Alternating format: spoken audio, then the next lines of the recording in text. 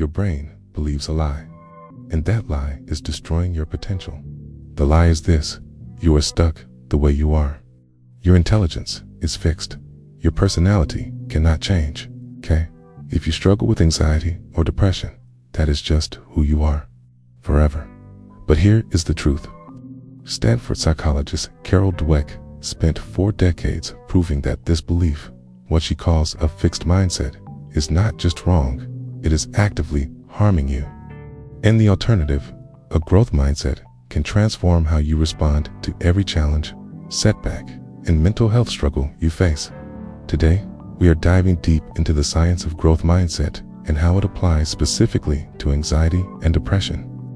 You are going to learn exactly what a growth mindset is, why it matters for mental health, and the 5 concrete strategies research proves will help you build one. By the end of this video, you will understand how to rewire your brain to face setbacks with resilience instead of fear. Let's unlock your potential. What is a growth mindset?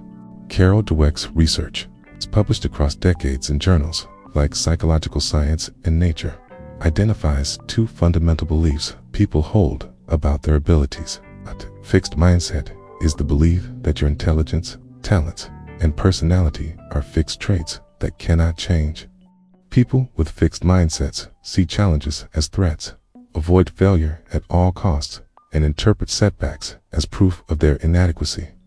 When they fail, they think, "I am not smart enough," or "I am just a failure." A growth mindset is the belief that human capacities are not fixed but can be developed over time through effort, good strategies, and help from others. People with growth mindsets see challenges as opportunities to learn, embrace failure as part of the process, and interpret setbacks as temporary obstacles, not permanent judgments on their worth. Research published in Nature Mental Health in 2023 shows that these mindsets dramatically affect how adolescents and adults cope with stress, anxiety, and depression. Fixed mindsets have been linked to less resilient responses to obstacles, greater distress, and increased internalizing symptoms like depression and anxiety. Growth mindsets, conversely, are associated with better coping, reduced stress, and improved mental health outcomes. Here is what matters. According to Dweck, individuals may not necessarily be aware of their own mindset, but their mindset can still be discerned based on their behavior, especially in their reaction to failure. The good news: mindsets can be changed. Why growth mindset matters for anxiety and depression. Research shows that growth mindset interventions can directly reduce anxiety and depression symptoms. A 2016 study published in Behavior, Research and Therapy by Jessica Schleider and John Weiss tested a single-session intervention teaching adolescents that personality can change. The results were remarkable. The intervention generated significant improvements in both parent-reported and youth-reported levels of depression.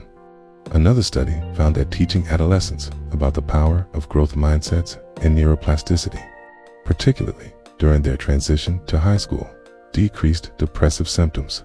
Almost 600 students entering high school participated in a 30-minute self-administered intervention. The treatment group was taught 2 critical ideas. First, if you are excluded or victimized, it is not due to a fixed personal deficiency on your part.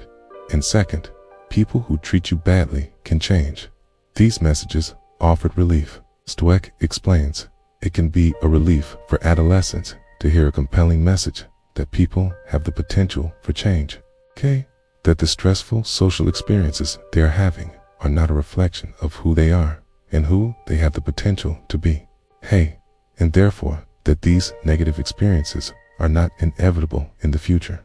A study published in Frontiers in Psychology in 2022 examined college students and found that the association between stressful life events and post-traumatic stress symptoms, depression, substance use, and non-suicidal self-injury was lower in the growth mindset group than in the fixed mindset group. Having a growth mindset increased resilience to poor mental health. The mechanism is clear. When you believe you can change, grow, and improve, setbacks feel temporary. When you believe you are fixed, Setbacks feel permanent. That difference changes everything. Strategy 1. Replace I cannot with I cannot yet. The simplest and most powerful growth mindset tool is one word. Yet, when you catch yourself thinking, I cannot handle this, or I am not good at managing my anxiety, add the word yet to the end. I cannot handle this, yet. I am not good at managing my anxiety, yet. This tiny linguistic shift fundamentally changes how your brain processes the challenge. Research shows that the word yet signals to your brain that abilities can be developed through effort, not that they are permanent traits. It transforms a statement of failure into a statement of potential. Dweck's research consistently shows that students who adopt yet thinking show greater persistence, resilience, and performance over time. The same applies to mental health. When you frame your struggles as temporary and improvable, you activate problem solving rather than helplessness. Strategy 2. Reframe setbacks as data, not judgments. People with fixed mindsets interpret failure as a judgment on their worth. People with growth mindsets interpret failure as data about what to try next. When you experience a depressive episode or an anxiety attack, your fixed mindset says, "This proves I am broken." Your growth mindset says, "This is information." What triggered this? What can I learn? What strategy should I try next? Cognitive behavioral therapy, developed by Aaron Beck in the 1960s, operates on this exact principle. Negative thoughts cause negative emotions. If you can reframe the thought, you change the emotion.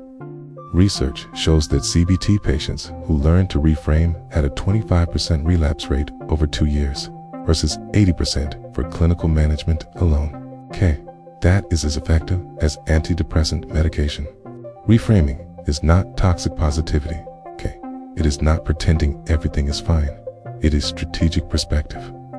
You are not saying anxiety is great. You are saying this anxiety is giving me information about what I need to address. Strategy 3.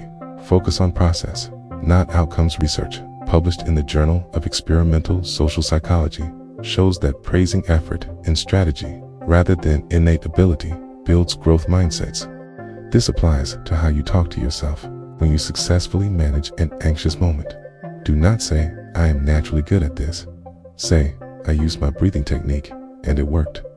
When you have a setback, do not say, "I am terrible at this." Say, "That strategy did not work. I will try a different one." Focusing on process, effort, strategies, good teaching, persistence keeps your attention on variables you can control. You cannot control whether you have a predisposition to anxiety or depression, but you can control whether you practice coping strategies, seek therapy, build support systems, and refine your approach.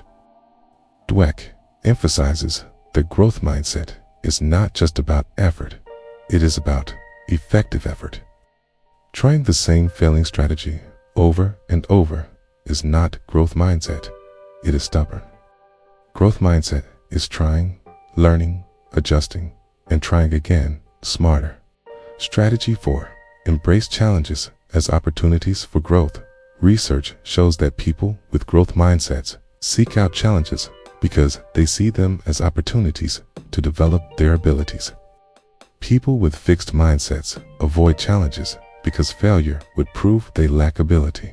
If you struggle with anxiety or depression, this mindset shift is critical.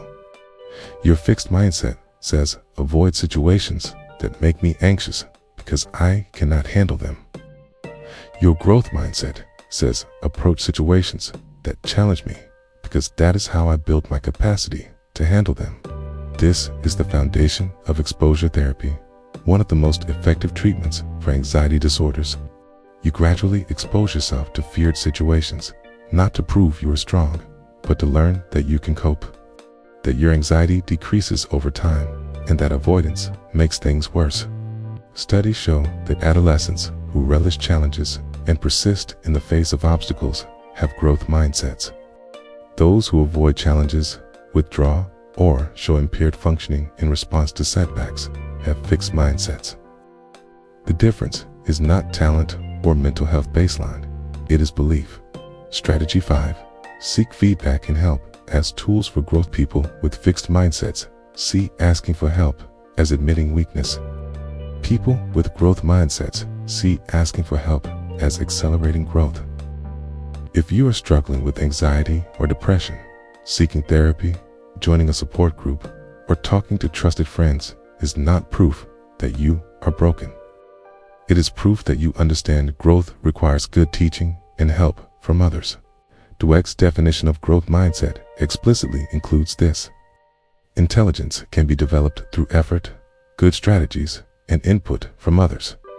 Not just effort, input from others, okay? Help is not optional, it is essential. So research on Therapeutic Alliance shows that a solid relationship characterized by rapport and trust predicts positive outcomes across various mental health contexts and populations. But you have to seek that help first.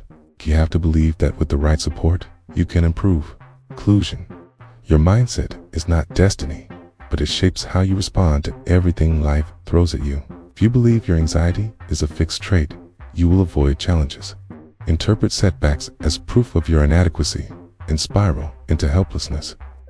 If you believe your capacity to cope can be developed, you will seek challenges as opportunities, interpret setbacks as data, and persist until you find what works. The research is overwhelming.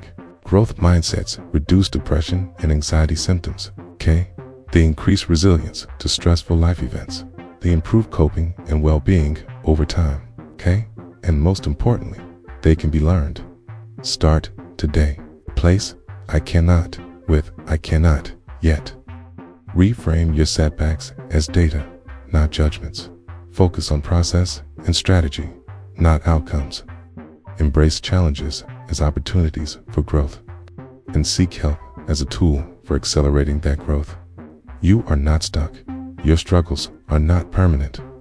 And with the right mindset, you can develop the capacity to handle whatever comes next. If you found this valuable, drop a comment and let me know which strategy resonated most. And if you want more science-packed mental health and self-improvement content, hit that subscribe button. Thanks for watching. Now, go build your growth mindset.